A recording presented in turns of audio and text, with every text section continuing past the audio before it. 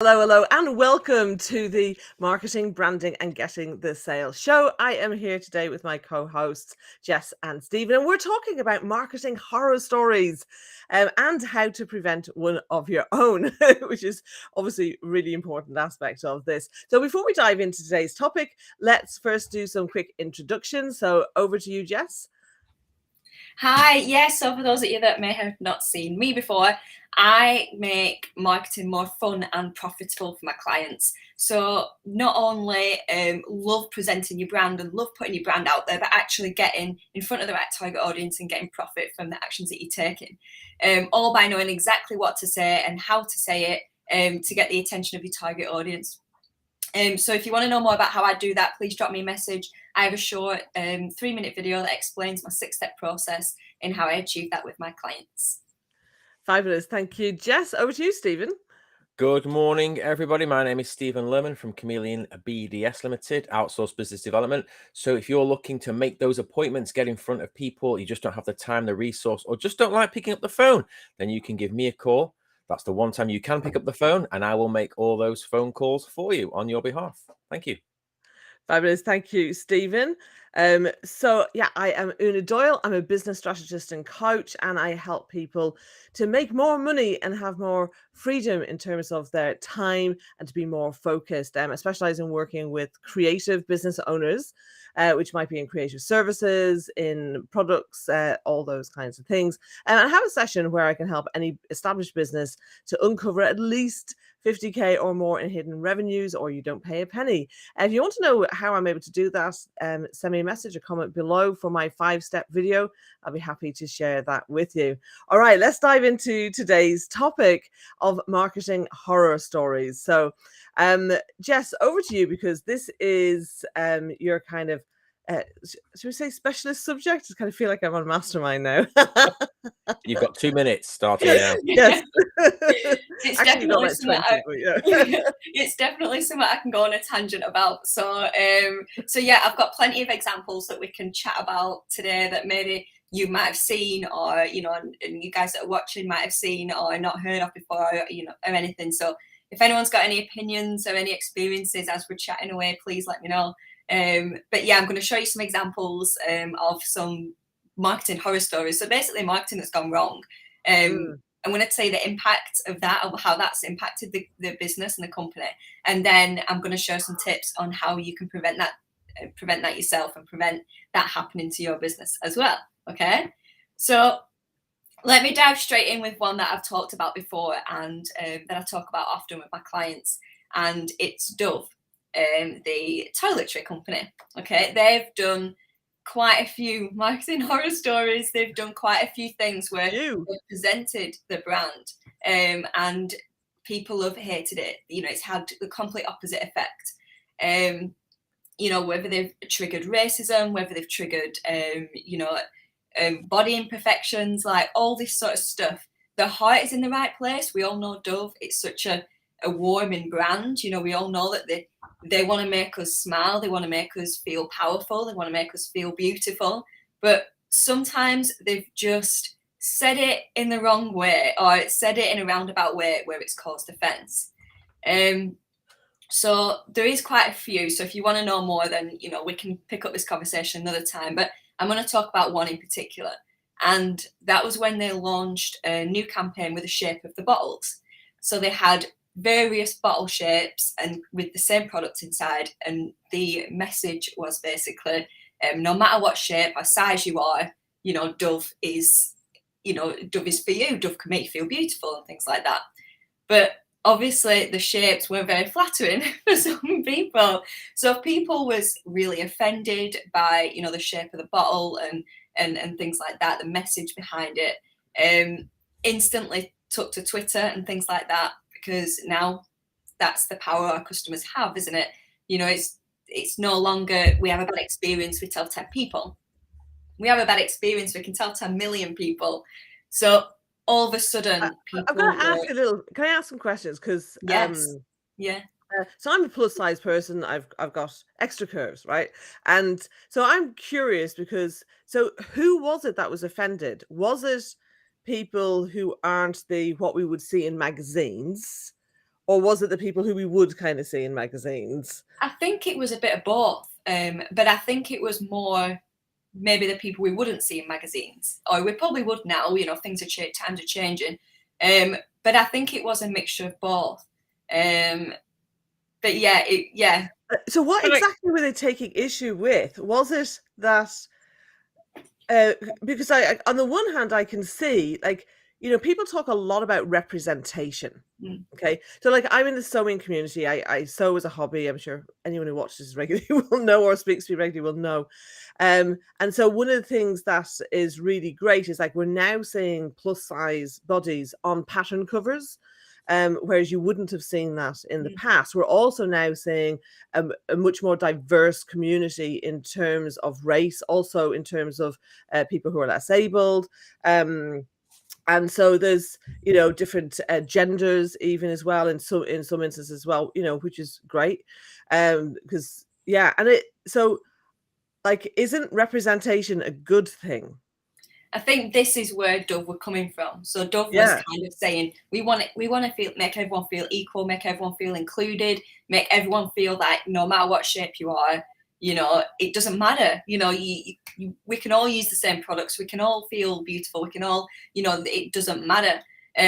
But not everyone has that mindset, do they? Not everyone from a consumer point of view has that mindset. And I think because Dove are so huge, they're so global, they're so, they've got such a mass audience. They're probably not as their audience is probably not as concentrated as what maybe a smaller business would be.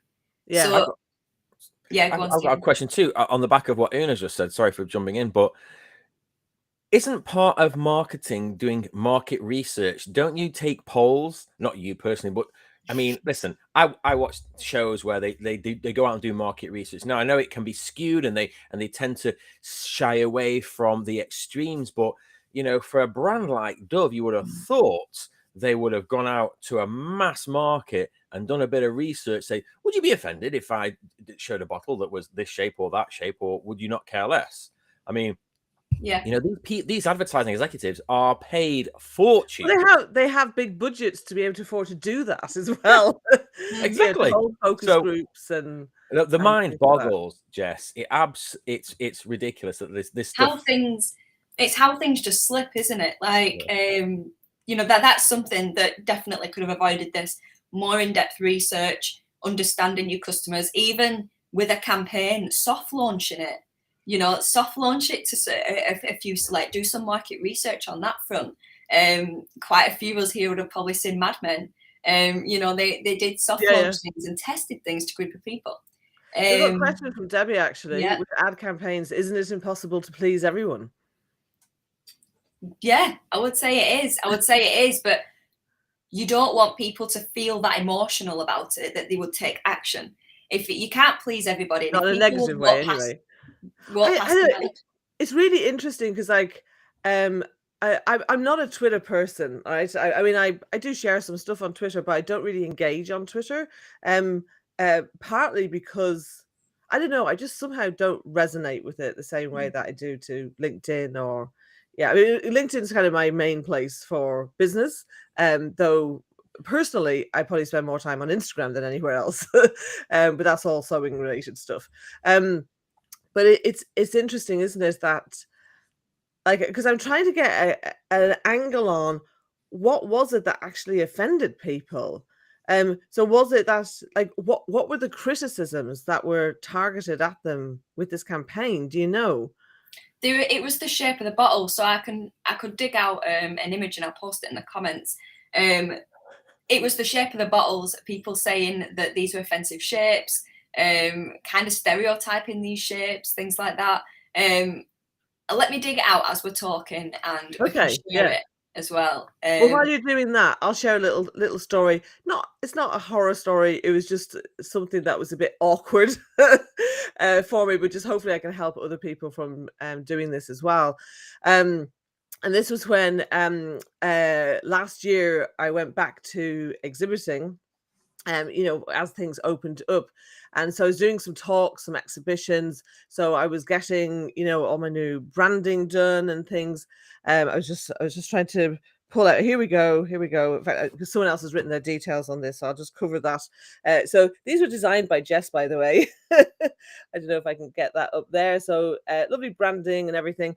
And I also, on the back of all my cards, I have different things. So here's like a free video training. I have quotes, I have stats, and they all had a QR code. And what happened was, unbeknownst to me, that I actually had somehow, because I didn't want to do this, but I'd somehow selected a premium level on the QR code generator that I was using, but it was a free trial. So I had no idea. I hadn't been asked to put any card details in, and I had no idea that the day that the exhibition happened, it ran out. So even though I had checked these the day before, they suddenly weren't working. so so I ended up at an exhibition where people, and not only did I have these QR codes on my cards, I also had them on the banners behind me.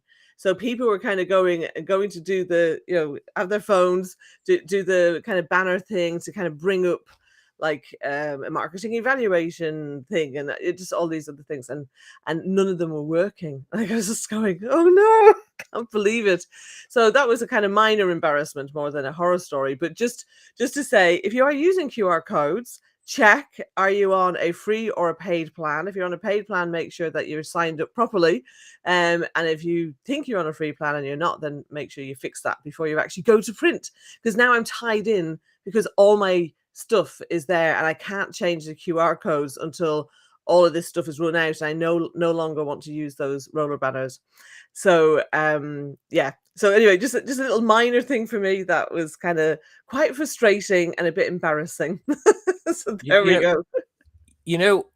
I mean, I guess proofreading, that comes on like marketing horror stories, doesn't it, a little bit? Because yeah, but I had checked. No, I'm not talking about you. I'm talking because I talk about something that I've seen. So I used to, where I used to live, I used to drive past this shop every day, and it was like a home bargains type B&M type knockoff store, and it says, "Nobody can beat our prices," but it didn't say nobody. It said nobody. 2 words, nobody. And the amount of people that drive past this shop every day, I'm thinking, and that irks me. And it's got nothing to do with me. It frustrates me that people don't proofread. And I got an even better one. There was a pub. I used to drive past this pub every day, and it was called the Chapel Field Inn, and the street cross road was called Chapel Field Road, Chapel. The guy that wrote the pub sign, Chaple. Oh dear. Chaplerfield. And it used to be called Caribbean something or other, but they spelled it wrong and called it Caribbean. Right. I mean, so yeah, that's something we all need to watch out for, isn't it? And it's good to have those very detailed people, because like a lot of the time people in marketing are very creative, big picture, not always so good at the details. So it's always good to have somebody else. In fact, when I used to work in public relations, so I used to work in agencies, we never let anything go out the door unless someone else had proofed it, because you don't see your own mistakes. No, our brains compensate, and we see what we expect to see. So yeah, proofreading that's a good one, Stephen. Thank you for bringing that up. Yeah, I think it's that's definitely a good one there. So Jess, have you managed to locate what we're looking for? I don't know if we're going into too much detail with this, but I'm just really curious. Just as somebody who who is not a kind of typical magazine type shape, I'm just curious, because I like the idea of it. I think the biggest mishap in what fueled it was that they called it the Real Body campaign as well. So for people that didn't fit these shapes, that they're saying, well, I have a real body, I just happen to be skinny. So they were saying, there are people just confused about it in general. People saying, well, what do I do if I don't fit any of these shapes? And people saying, thank God Dove's created these bottle shapes, and now I can feel less insecure about who I am. And a lot of these feedbacks on coming from the marketing in themselves, a lot of it is mindset, and a lot of it is in that individual person. But like we said, because Dove is such a big brand and they've got such a mass audience, there are people that are going to take offense. And as soon as they do, they'll broadcast it to millions, won't they? And other people jump on board, and then people that might not even buy Dove will jump on board and things like that. And that's when it gets out of hand. There was even one about someone saying, great kind of diversity campaign, Dove, but why are your bottles white? So again, it's not fully being diverse on that front. And Dove have even done another campaign where this is horrendous. I hate repeating this one, but it just shows the impact of it. There's a black woman with a brown top on, and she takes the top off, and as she takes the top off, she reveals a white woman with a white top on.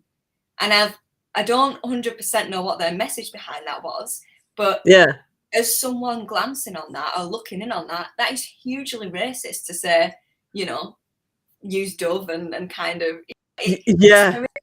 so these sort of mistakes. That one I can instantly see. Oh my gosh, I suppose I could see that if they didn't have a full range and they only had the kind of not normally represented in magazines type figures, I could see that would be offensive to people who weren't that. But it's interesting, and it's interesting because I was, in thinking about our topic for today, one of the things that occurred to me that I really don't want to happen is a lot of the time when I'm working with my clients, I'm actually saying to them, I want your positioning and your offers to be so compelling that they will repel the wrong people.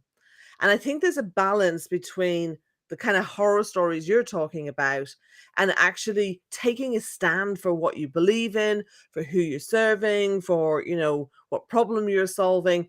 That might not be everybody's cup of tea. Because like Debbie was saying earlier, of course, it's impossible to please everybody. And in fact, Seth Godin has a quote, at least I think it was him. It was either him or James Clear. I'll look it up. But it's basically along the lines of, stop trying to cater. I'm going to look up now. Stop trying to cater to the masses. Kind of create for the few people who care. Not kind of just everybody. So I'll have a look at that. But carry on. Well, whilst you look at that, I'll bring up some other examples, because a lot of the takeaways can kind of relate. So it's good for us to get a bigger picture of other examples of a similar sort of thing.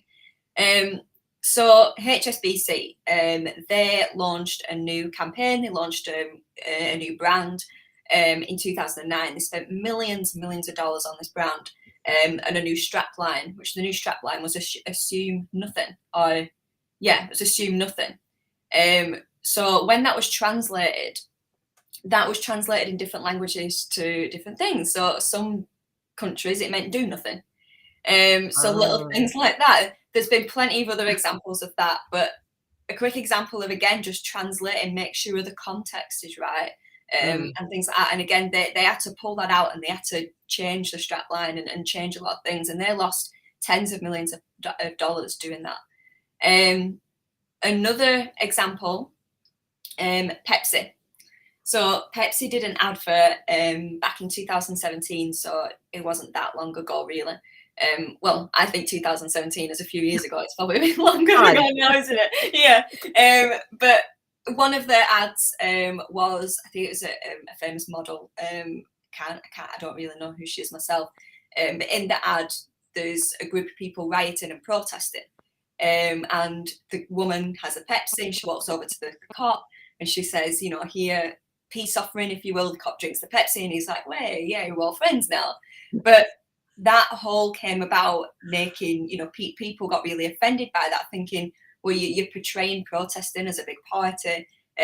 People were saying, say that their fathers and fathers' fathers have protested in the past, especially with racism and things like that, because we had the Black Lives Matter campaign, didn't we? And people were saying, if only we had a can of Pepsi, thanks a lot, Pepsi. This is really downplaying world issues that are going on. Yeah. It was Kendall Jenner, and I read about that, and I was going to mention it. It's it's not funny, but they're trying to make out that Pepsi can unify cultures and everything, and it was a Black Lives Matter rally. It's terrible. Epic It's just fail. things that it's so you can tell it's so easy to get carried away, isn't it? Like you sat in a room like with the direct people in your business, or even yourself if you're a small business, and you think, oh my god, yeah, this is a great idea, let's go with it. Or we can bring this in, we can bring that in. If you're the likes of Pepsi, you'll spend millions of dollars doing it. But you're just thinking, yeah, this is great. Let's jump on with this. Until you actually have to reflect, take a step back, do that research, like you were saying, Stephen, do that proofreading. To actually, bring yourself Debbie's just shared here actually. When Amazon opened in Sweden, they didn't pay attention to their translation, and many products were listed with words of intimate body parts when they were simple kitchen utensils. Oh my god! I think KFC did one similar. Finger licking good. We all know that. I think in China they translate, or somewhere else it translated to like eat your fingers or something, like right, like just gruesome. Do you know there's in China, Mercedes-Benz is often in China. Mercedes-Benz is called Benzi. Is often known as Benzi, and Benzi translated from Chinese into English means "rush to die." Oh my god! Wow! And Not another one on your car, right? Yeah, talking about China, Coca-Cola is translated as "bite the wax tadpole," whatever that means. See, simple things, simple things that getting a decent translator on board, understanding the culture, the content. And that's the thing. If anyone wants one, I actually know one who's based in Canada and who has got all this cultural stuff around translation. That you can't just go to Fiverr and get someone to translate things. Like you need to make sure that they're translated and then they're translated back by someone who's a native speaker and things, to get that real context as well. And that's the thing, like, these larger companies, they have the budgets to be doing this kind of thing, so yeah. It's just getting carried away, isn't it? And I think that point touches it's well group thing, isn't it? Yeah. They're isolated and they're not kind of going out and I'm trying to remember who it was. There was it was some company I read about, and they always ran their ideas past the cleaning crew, because the cleaning crew were like, weren't, they were kind of staff but not involved. So they had absolutely no idea, and they would be brutally honest. And so they would do things like that before they'd even go and get focus groups. I think that's a great idea, because even people like cleaners and staff, staff members like that within companies do get overlooked, and they are part of the brand as well. They are part of the brand.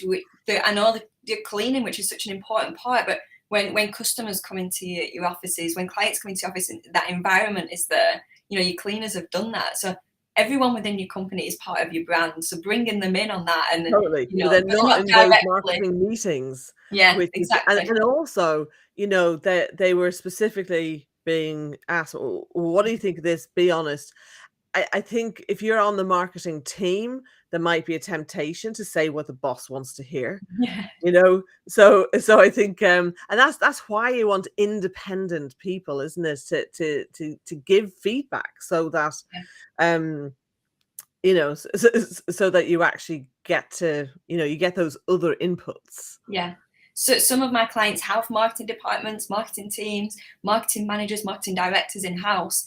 But every quarter or so, it's great for someone like me to come in and review it from the outside in, and kind of map it out. And because it is easy to get caught up in the day-to-day things, and someone has a great idea and you go, yeah, let's roll with it, without really looking into it. But yeah, let me move on to a couple of others. So Bloomingdale. So I wanted to mention them, make sure I had enough time to mention them, because Bloomingdale's is such a huge brand, isn't it? Such a luxury brand, and you think, God, the likes of Bloomingdale won't trip up, thing like this. Well, they have. Chuckling away, going, oh, go on, tell us this, can't wait. In 2015, so again, quite a good few years ago now, they did a printed ad. So again, a little bit different to online, whereas Dove and Pepsi could instantly pull the advert off YouTube and TV and say, okay, we apologise. Bloomingdale's is a printed ad in a magazine, so they couldn't run Right. around and No. burn all the magazines, could they? So it was out there. And they had an advert. It was a woman who was laughing and she was facing the other way, and a male friend was stood next to her, watching her. And the caption was something like, "Spike your best friend's eggnog when they're not looking."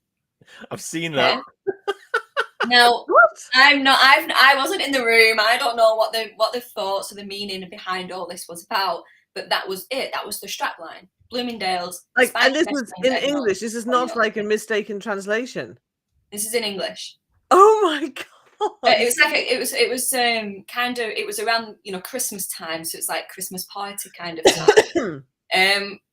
Obviously, for obvious reasons, huge backlash Wow. came about that. Yeah, absolutely. They spent probably millions printing this ad, getting the models in, getting all the marketing people in, and something as small as that one sentence, it was only tiny. Nobody go, wait a minute, I don't think this is a good idea.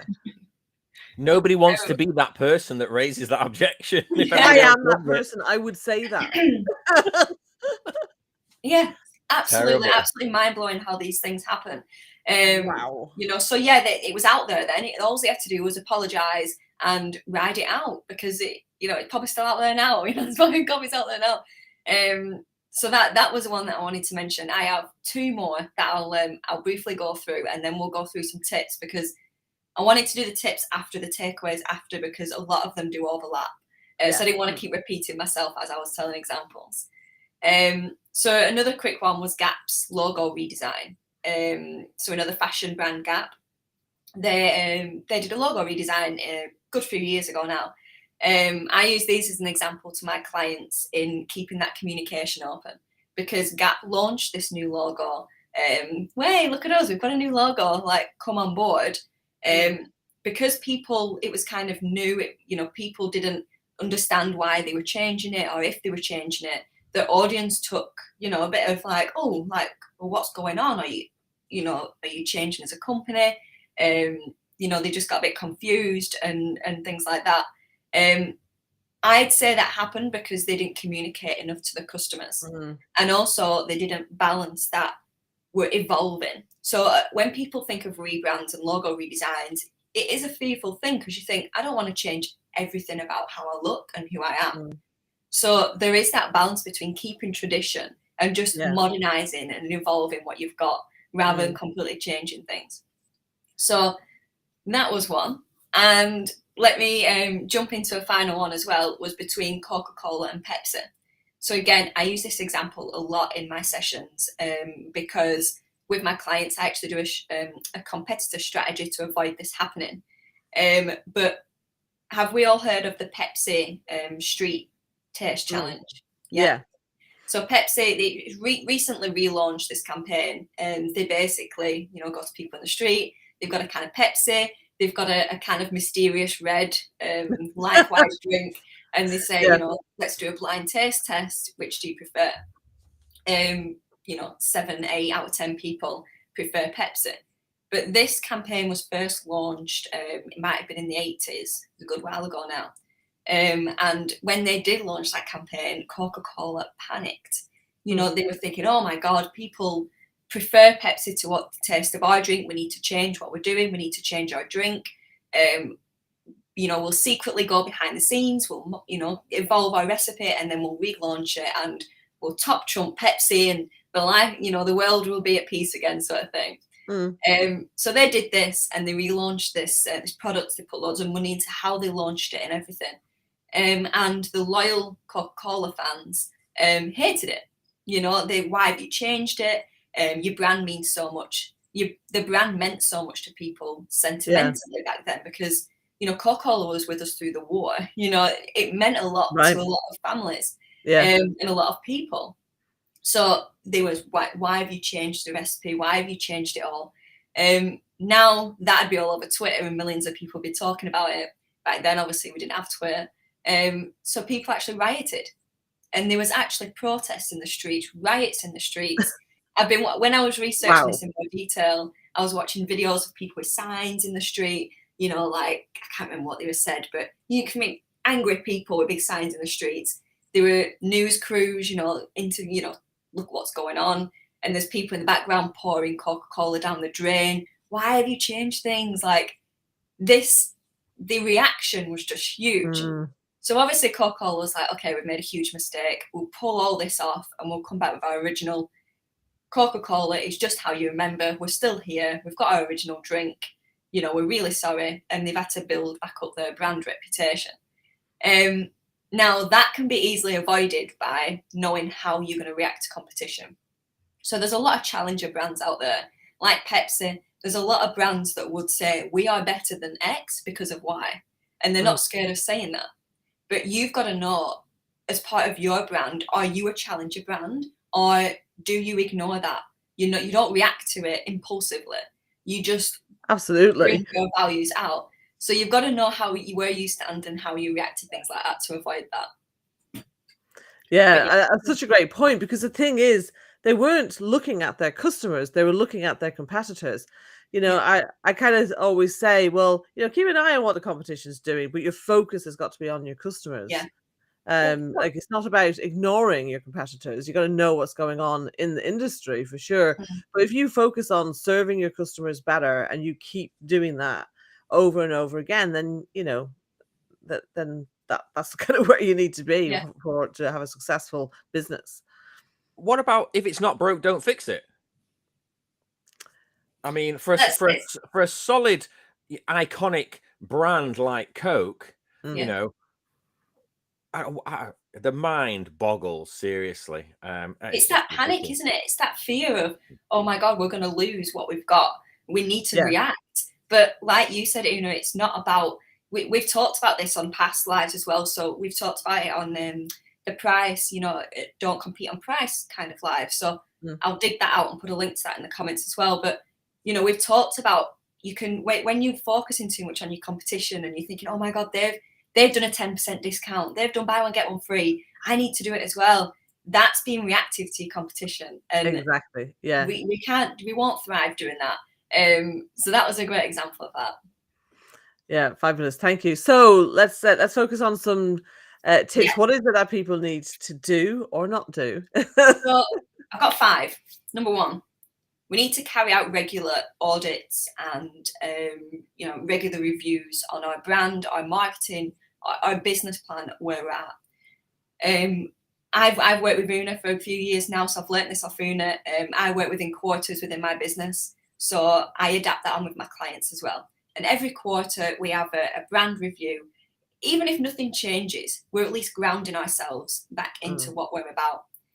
A lot of businesses that I've spoken to, I've talked about, what I do and the kind of impact that I can make. And it turns out they've got some brand guidelines in a drawer. Like, most of the time they're not as detailed as they need to be, but they've got something there that they can use. It's just they don't check in and review what they've got. So reviewing what you've got and auditing what you've got. I do have a DIY audit kind of workbook kind of thing. So if you're thinking, oh God, where do I even start with that? Drop me a message and I'll send that over to you. It's a few questions and just helps you get into that mindset of reviewing. The other one is always be prepared or open-minded to refine and change any marketing strategy, marketing plan, marketing message. If we've learned more than anything over the past few years, things can change like that. And instantly, cultures change, priorities change, everything changes. So instead of just rolling with what we were going to roll with 6 months ago, we need to readapt with what's going on, what's present for our target audience and customers. That kind of goes into number 3, really understanding your target audience. So when we were talking about, we brought it up about, you might have to remind me as I'm speaking, but not going into enough research. So really just scratching the surface with what we need to know. So don't just think, oh yeah, I know my target audience. I know what age they are. I know where they work. I know what they want out of life. I know what their family is. Yeah, I've got a clear vision of who they are. You need to really get into the mind of them. We need to know what makes them tick, what challenges them, what they're thinking about every day. We need to be in that mindset with them, so then we can show them our solution and show them the value of what we offer. So again, we've done a live about this, questions to ask about your target audience that you wouldn't have known to ask. So again, after the live, I'll dig that out and I'll put that in the comments. So really kind of digging into the mindset and the emotion of your target audience. What are we on there? Are we on number 4 now? Yeah. So keep tabs on your products, your service, you know, what do people like? So it's one of the questions in the review is what's your best-selling product? Is that the products that you talk about the most? Is that the product that you focus your business around? You know, what is it that people are buying off you and why? You know, so you can angle that in as well. Number 5, I want to show you what you specifically need to audit for your brand. So you need to audit your purpose, your values, your vision, target audience, your offering, buying process, and personality. So you can tell all these sort of things within your brand that you might not realize are part of your brand. They're the sort of things that you need to review to, you know, to succeed and make sure you prevent any of these happening to you. I prevent someone like us talking about this and your brand them. Absolutely. And let's just add a bonus one that we talked about earlier, which is proofreading. Yes. And actually, you know, this does apply to the small businesses, because like how many memes have we seen where there's a van with the door open, and so when it's closed, it's got the business name or a strap line, and then and then it ends up saying something rude, you know, or having a funny image. So and that's it, just going that one step further, isn't it? To, you know, not just we'll tick a box, we've done that, move on to the next thing. Going one step further with it. I think just having that independent sounding board, you know, whether it's your business coach, whether it's, you know, someone like Jess, like just somebody who will tell you the truth and isn't going to be a yes person because they're concerned about their job. I think that's really important. And actually, I bet you there are times when, you know, maybe research was done or focus groups happened and they just didn't listen to the feedback that came and kind of felt like, no, I know better. So yeah, I mean, it's interesting, isn't it? Because you got companies like Apple who I don't know what they do now, but certainly in Steve Jobs' day, they never did any research. Certainly when it came to products and creating products, you know, you know, it's been said that Steve Jobs' idea of market research was to look in the mirror and say, what do you think? And so I think, you know, for somebody like Steve Jobs, who was undoubtedly a genius, and it comes to product things, then, you know, okay, great. You know, sometimes, like I would say probably for every Steve Jobs, there's probably 50 people who do that and don't succeed. You know, sometimes we need to understand that, you know, these people can be outliers, and you know, that there's kind of sound principles in business and in marketing that we need to follow. And if you do kind of break the rules, then you do it knowingly, and that there's, you know, and also you got to understand, is something going to sink the ship? You know, if we take this risk and it's a calculated risk and you know, hopefully an educated risk, then, you know, that's great. There are times when you definitely need to do that in business, but you don't want to do it if knowing that if it goes wrong, that actually that's going to, like, your whole business is kaput. So that's yeah, you've got to be careful, you know. And that's the thing, like with Coca-Cola, like instead of changing their core product, you know, they could have done what they've done since, which is innovated around extra, you know, kind of sister brands, couldn't they? So which is probably where that, you know, then ended up coming from. So yeah, fantastic. Stephen, any other questions or anything to add? No. I was looking online the other day when I realized we were doing this, the topic talking about epic fails, and there's one that just amused me. It's all about translation, things getting lost in translation.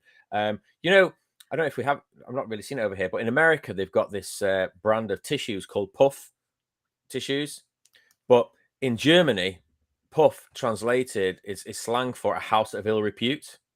Oh, So it's all about, you know, yeah, doing your research, you know, and like, you yeah, know, being meticulous when yeah, you're, you know, branding products for all over the world. You know, yes, you just can't, you've got to be so careful. Otherwise, it could just be an absolute marketing nightmare. yeah, definitely. Crazy. So, But I do, and yeah, the one thing I want to leave people with as well, and thank you, Debbie, for your comments. You're saying what an interesting, engaging live, and thanks for the insights, which is so important to small, fairly new, evolving business like mine. Really appreciate the discussion. You're very welcome, Debbie. I just, I don't want people. I want people to take the steps that they need to take, but what I don't want them to do is to be afraid to market. You know, because I think a lot of the time in small and medium-sized businesses, well, certainly with smaller ones anyway, because usually to get to be medium-sized, they have done some marketing. But, you know, occasionally, sometimes, you know, people might have a product that is very much in demand, and so they don't have to do a lot of marketing until they get to a certain point. You know, that can happen too.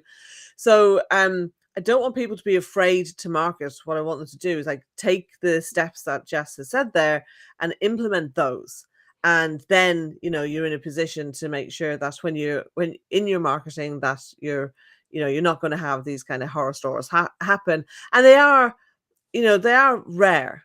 I mean, it's important to be aware of them and to take those steps and to consider your marketing and what impact it might have, particularly if you are like with Dove, kind of, you know, you know, their messaging is, you know, is quite different than other kind of toiletry, kind of cosmetic type brands. You know, so and I would always be looking for people to have something to stand out. But yeah, it's just that it's balancing that with, you know, just, well, let's just take some steps, get some external guidance, make sure that, you know, you do your research and, you know, just consider things, and get expert help where you need it. You know, I think that's what I would want to leave people with. I don't want them kind of watching something like this and going, "Oh, I don't want to put myself out there because then this is going to happen to me." It's like, you know, no, the chances are it's not. So, Yeah, Jess, what would you like to say in wrapping up? I completely agree with that, and it's making it fun, isn't it? Making it fun Yeah, and profitable, without the risk of these sort of things exactly. happening.